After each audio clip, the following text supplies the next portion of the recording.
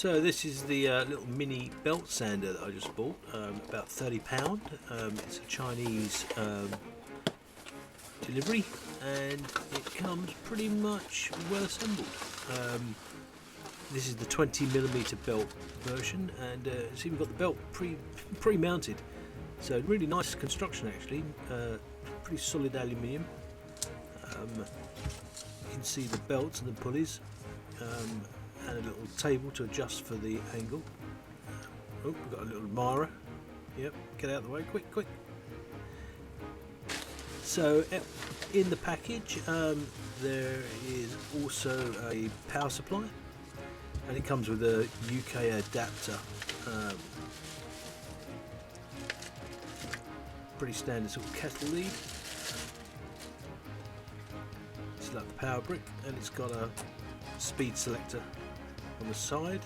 You can go from 12 to 24 volts, 12 at the minimum, and 7 steps up to a maximum. Pretty standard. And a little jack socket there to plug into the sander.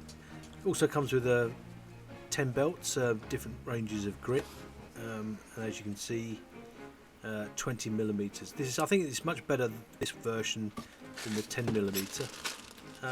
Little pack of Allen keys for adjustments, and the latest in Chinese news. Yep. So you can adjust the angle here. It's a little block of aluminium actually. I was trying to see if it can cope with that. There's no markings on this, so you have to try and gauge it correct for a 90-degree angle. Little on-off switch. Select the speed that you want.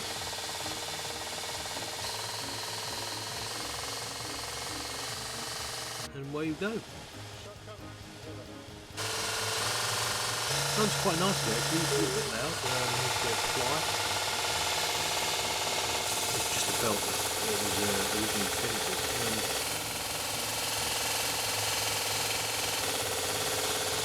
Belt doesn't slow down too much either, so it's fairly powerful enough for this kind of nice smooth finish.